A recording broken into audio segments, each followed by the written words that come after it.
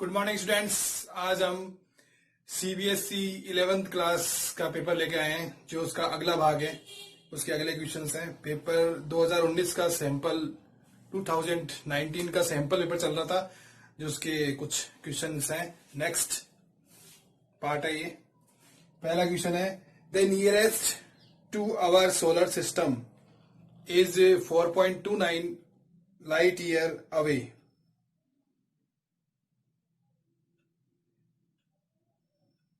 The nearest to our solar system is 4.29 light year away. How much is the distance in term of parsecs? हमें एक distance दे रखी है 4.29 light year, उसको parsec में convert करना है। तो इसमें सबसे पहले हमें ये मालूम होना चाहिए कि 1 light year is equal to 9.46 into 10 to the power 15 meter.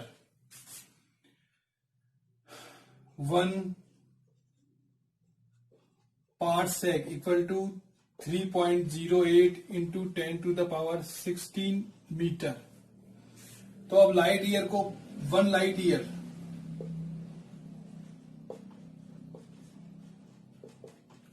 Year में कितने पार्सेक हो जाएंगे? 9.46 into 10 to the power 15 upon 3.08 into 10 to the power 16। This equal to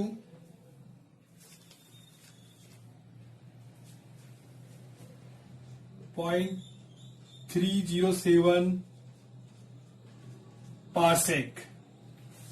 ठीक है। अब डिस्टेंस कितनी दे रखी है अपन को? 4.29 लाइट ईयर। तो 4.29 लाइट ईयर को हम लिख देंगे 0.307 पार्सेक। तो ये पार्सेक में कन्वर्ट हो जाएगी। 4.29 इंटू 0.307 पार्सेक। इसको मल्टीप्लाई करेंगे तो आंसर आएगा 1.32 पार्सेक। इस प्रकार से हम डिस्टेंस जो लाइट ईयर में दी हुई है उसको हम पार्सेक में कन्वर्ट कर लेंगे। ओके, नेक्स्ट क्वेश्चन में स्पीड और वेलोसिटी में डिफरेंस बताना है। स्पीड किसे कहते हैं, वेलोसिटी किसे कहते हैं?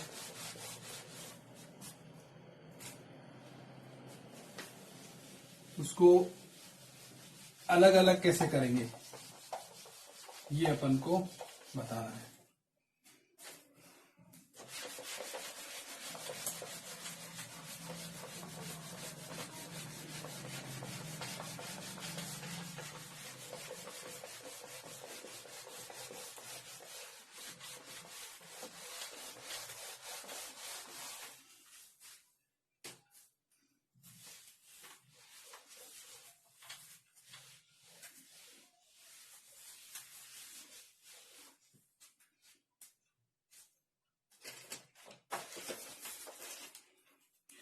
नेक्स्ट क्वेश्चन है, define speed, how is it different from velocity.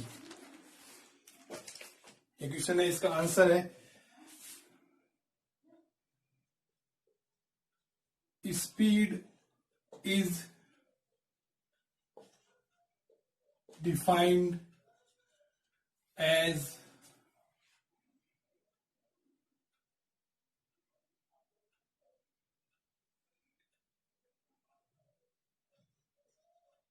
the rate of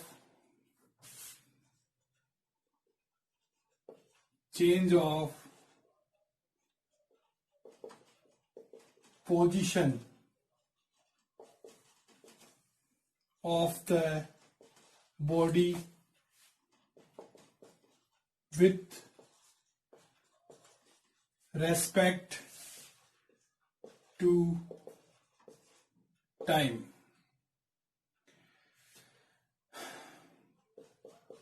It measured by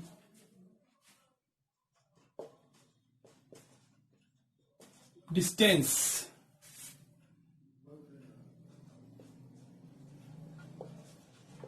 traveled by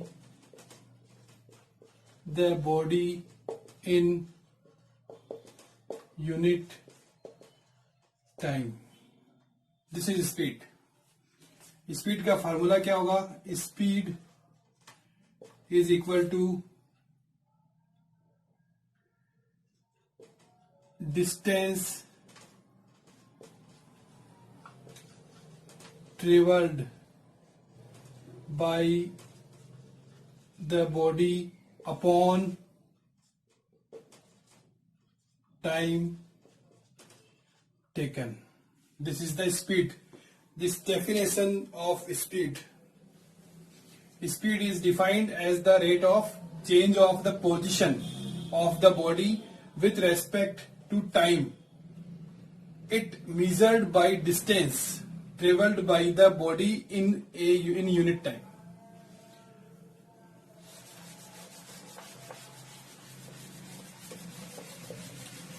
Now we define velocity. Velocity क्या है कि वेलोसिटी वेक्टर क्वांटिटी है, स्पीड स्केलर क्वांटिटी है. वेलोसिटी में डायरेक्शन होती है, distance की जगह डिस्प्लेसमेंट होता है.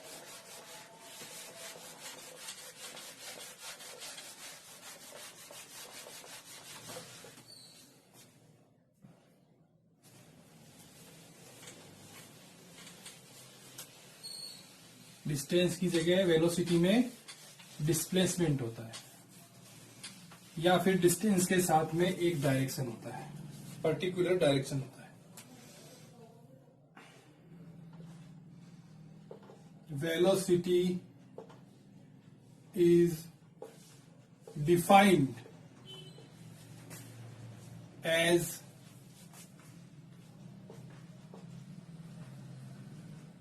the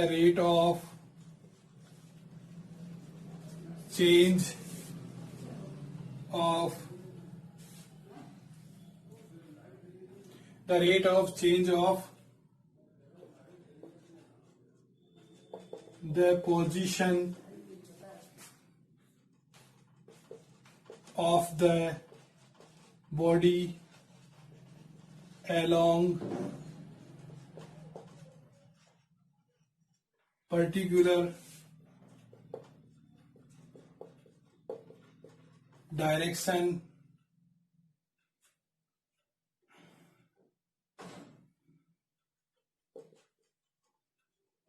with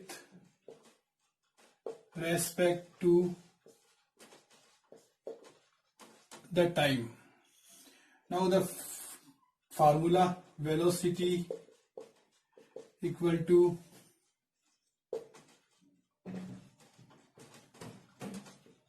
displacement upon time.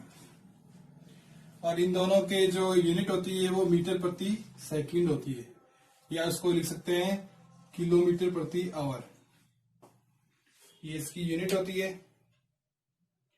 तो ये है डिस्प्लेसमेंट आएगा विथ डायरेक्शन डिस्टेंस. एक पर्टिकुलर डायरेक्शन में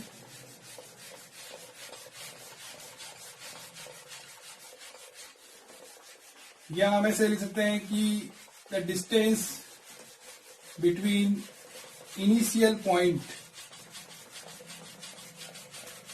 एंड फाइनल पॉइंट.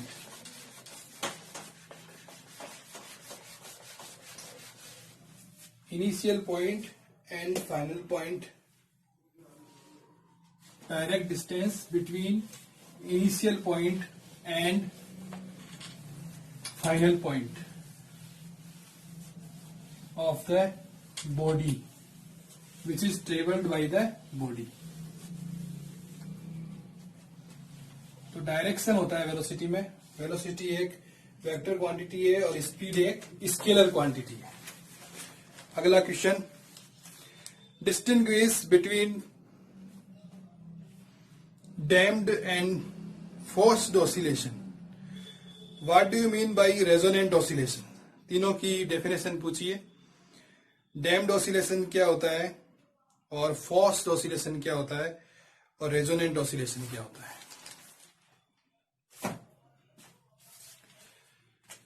सबसे पहले हम लिखेंगे डैम्प्ड ऑसिलेशंस आर ऑसिलेशंस, वो ऑसिलेशंस हैं इन विच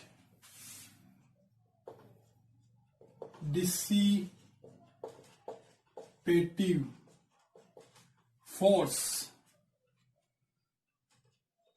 act as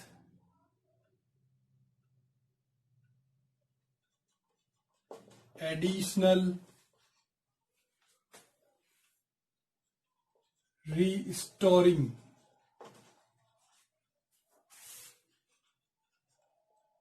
force, additional restoring force, dissipative force act as a additional restoring force to continuously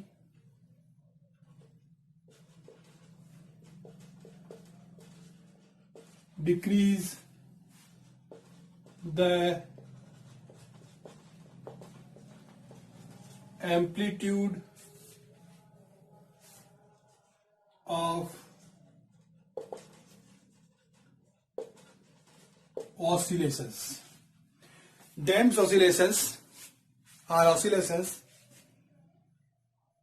in which dissipative force act as additional restoring force to continuously decrease the amplitude of oscillations. Damped oscillations, जैसे हम झूला झूलते हैं, पेड़ पे लटका हुआ झूला जो होता है, टहनी से झूलते हैं, उस पर हम फोर्स लगाते हैं, तो वो रेस्टोरिंग फोर्स होता है, कभी ज्यादा होता है कभी कम होता है। तो उससे लगाते लगाते बंद कर देते हैं फोर्स, तो उस पर एक फोर्स लगा रहता है जो धीरे धीरे कम होता रहता है, और झूले का जो एम्पलीट्यूड होता है वो धीरे धीरे कम होता हुआ वो झूला स्थिर हो जाता है। तो इसको कहते हैं डैम्प्ड ऑसिलेशन। ठीक है, अब हम लिखते हैं forced oscillation. Forced oscillations are oscillations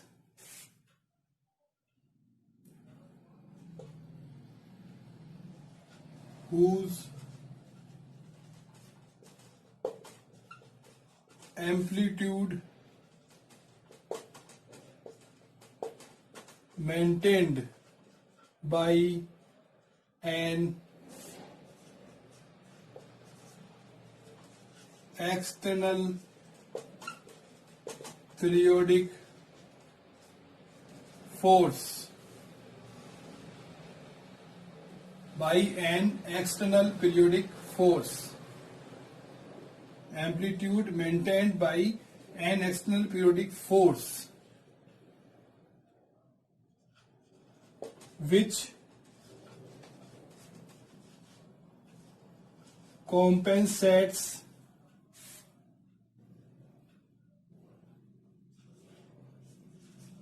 for the energy loss in damped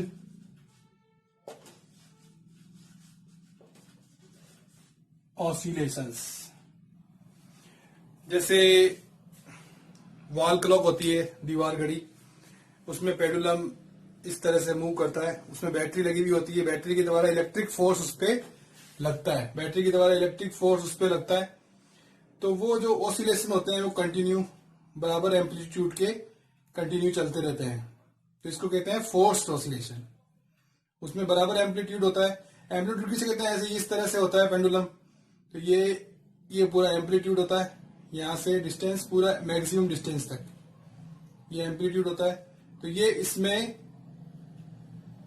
इस तरह से ऑसिलेशन करता रहता है। ऑसिलेशन किसे बोलते हैं? यहां से स्टार्ट हुए, ये गए, ये एक ऑसिलेशन होता है पूरा। आप ऑसिलेशन नापोगे पेंडुलम के स्टॉप वॉच लेके, तो ऑसिलेशन किस तरह से होते हैं कंप्लीट? यहां से स्टार्ट हुआ, ये 1 2 इस तरह से ऑसिलेशन होते हैं। इसको काउंट करते हैं क्लॉकवाइज क्लोज स्टॉप वॉच को स्टार्ट करके। तो वो अलग अलग प्रैक्टिकल है, वो उसमें ये आप स्कूल में देखोगे। तो ये है फोर्स्ड ऑसिलेशन, आर ऑसिलेशंस इन विच या whose amplitude maintained by an external periodic force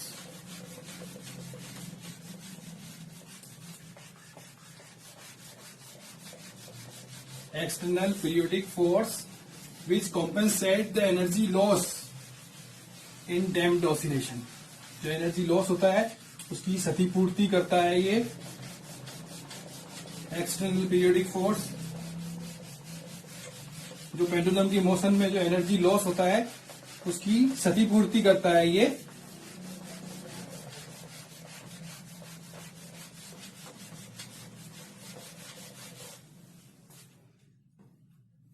periodic force.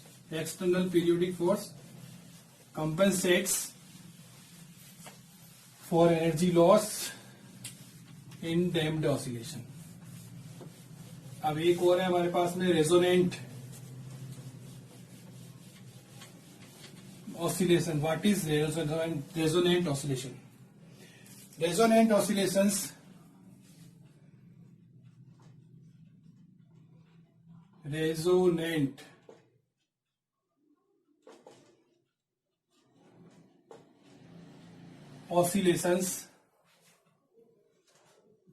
are those forced oscillations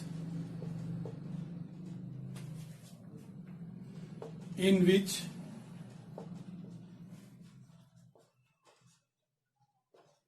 frequency of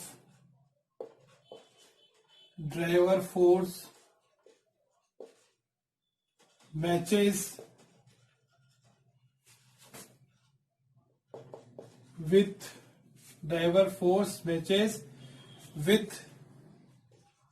the natural frequency of system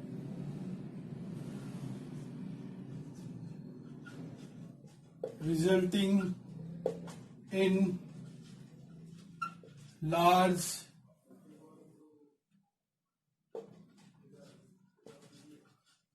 increase of amplitude. ये होता है resonant oscillation. Are those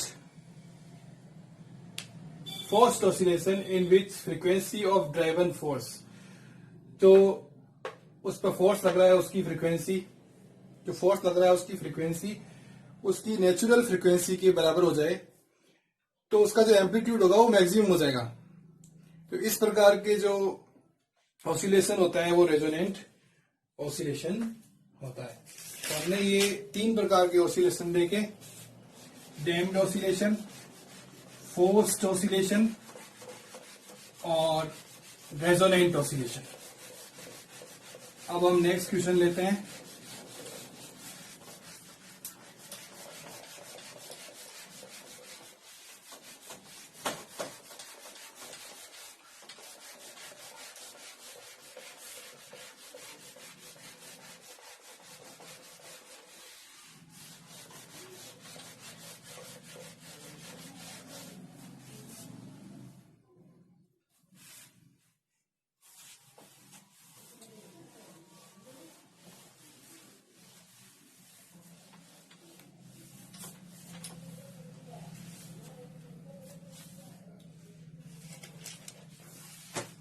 A bomb is released from a horizontal flying bomber. When it is vertically above the target, will it hit the target? जैसे target है, इसके ऊपर से bomb release करते हैं तो वो आगे जाके गिरेगा क्योंकि उसको हॉरिजॉन्टल वेलोसिटी होगी. No, the bomb will not hit the target because at the time bomb is released, it has a horizontal velocity same as that of bomber. So due to this velocity it will fall a distance ahead from the target. ये आपको लिखना होगा. ठीक है, अगला question.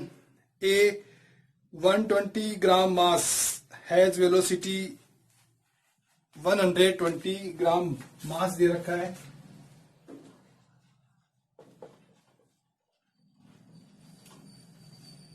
Has velocity vector दिया हुआ है v 2i cap plus 5j cap metre प्रति second at a certain instant. What is kinetic energy? Kinetic energy पूछिए तो काइनेटिक एनर्जी क्या होती है?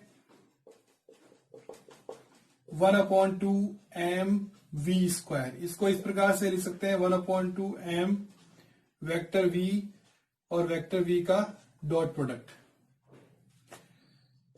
1/2 m की जगह लिख देंगे 120 ग्राम में, इसको 1000 से डिवाइड करके किलोग्राम में चेंज कर लेंगे. और vector v 2i cap plus 5j cap dot 2i cap plus 5j cap 1/2 into 12/100 into 4 plus 25. क्योंकि i डॉट आई वही 1 होता है, i डॉट जे और j डॉट आई 0 होता है.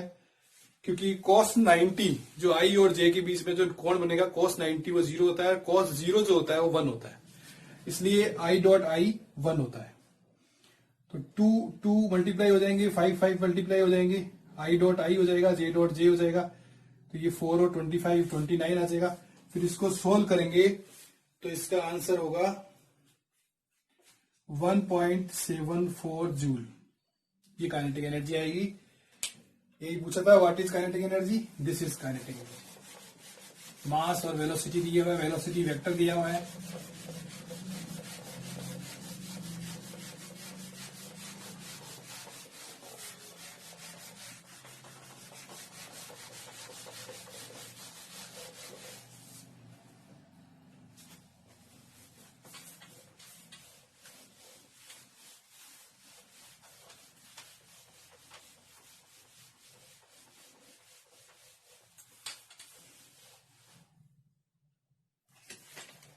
Next question.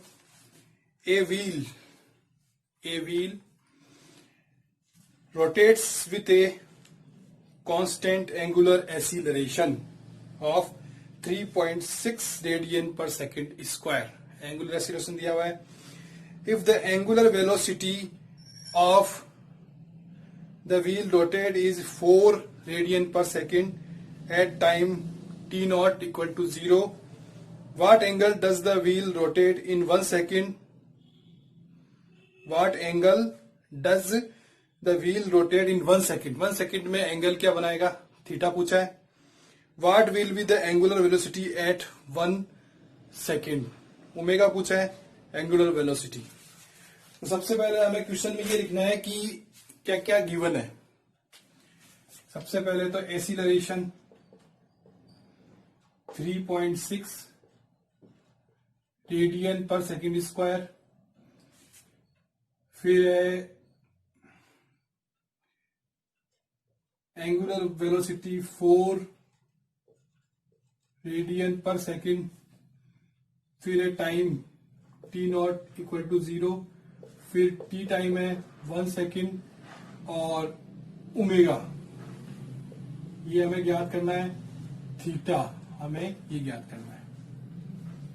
हम जानते हैं एस बराबर UT plus half A T square, तो इसको हम थीटा में कन्वर्ट करेंगे। थीटा बराबर omega naught T plus 1/2 A T square. तो ओमेगा नॉट का मान कितना आएगा 4, टी का 1 प्लस 1/2 3.6, 1 का स्क्वायर, तो ये हो जाएगा 4 प्लस 1.8, तो ये आ जाएगा, ठीक है, जैसा आप जानते हो, एज यू नो 5.8 रेडियन। अब हमको निकालना है ओमेगा। ओमेगा मतलब v बराबर u प्लस ए टी, ये लीनियर वेलोसिटी है, तो एंगुलर वेलोसिटी ओमेगा बराबर omega naught plus A T. Omega naught की वैल्यू कितनी है 4 प्लस ए 3.6 और टी 1, तो ये हो जाएगा 7.6 रेडियन पर सेकेंड। ये एंगुलर वेलोसिटी आ जाएगी 1 second after 1 second, angular velocity after 1 second, और ये एंगल आ जाएगा after 1 second.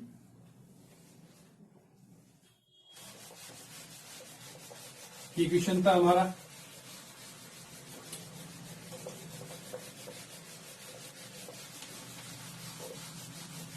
Next question gravity से रिलेटेड है।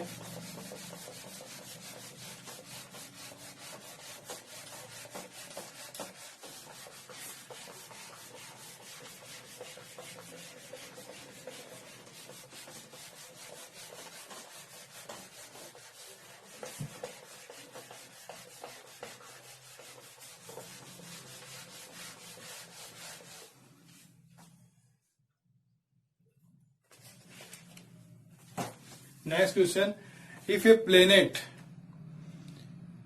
exists whose mass and radius were both half that of Earth, Earth की आधी है mass radius, what would be the value of acceleration due to the gravity on its surface as compared to what is on the Earth surface?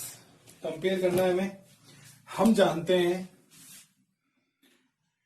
जी का gravitational acceleration का formula होता है Gm/r²।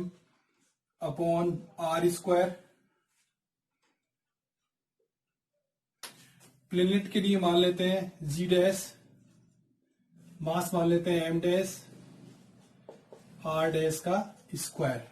हम जानते हैं प्लेनेट का जो मास है वो अर्थ के मास का हाफ है, और जो रेडियस है वो अर्थ की रेडियस की हाफ है। हमें जी डैश अपॉन जी ज्ञात करना है। हम लिखेंगे इस तरह से G M dash upon R dash का square into G M R square. M dash की जगह लिख देंगे m/2, आर डैश की जगह r/2 का square into r square m. Answer आएगा 2। तो ये आ जाएगा कि जो इफेक्टिव जी डैश होगा वो अर्थ सरफेस पे जो ग्रेविटेशनल जी होगा, अर्थ सरफेस पे जो ग्रेविटी होगी उसका ट्वाइस होगा, 2g होगा। ठीक है, ये हुआ question.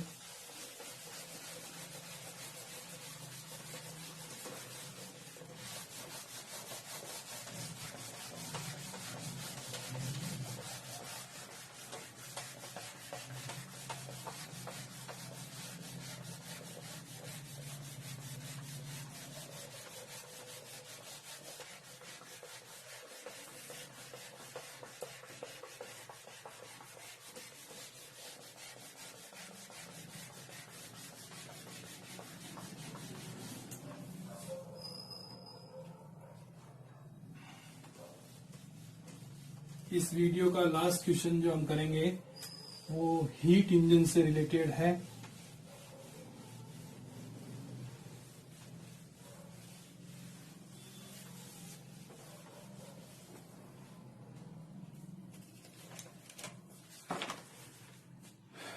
Define efficiency of heat engine. Also draw the symbolic representation of a heat engine. तो एफिशिएंसी ऑफ हीट इंजन को ईटा से लिखते हैं, वो होता है useful work done upon heat absorbed. W upon Q1 होता है ईटा का मान, और W का मान होता है Q1 minus Q2 upon Q1। तो ईटा को लिख सकते हैं 1 minus Q2 upon Q1। Q2 is less than Q1, तो eta is less than from unity. Eta is always less than from unity. Eta कभी 1 नहीं होती है, वो 1 से कम होती है एफिशिएंसी। अब इसका सिंबलिक डायग्राम, ये सोर्स है, यहां से हीट जा रही है इंजन को,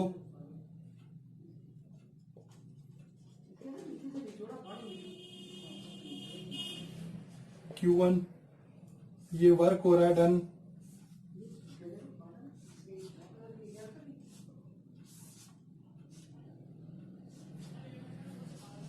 ये Q2, ये सिंक है। तो Q1 है हीट एब्जॉर्ब्ड फ्रॉम सोर्स, ये है वर्क डन।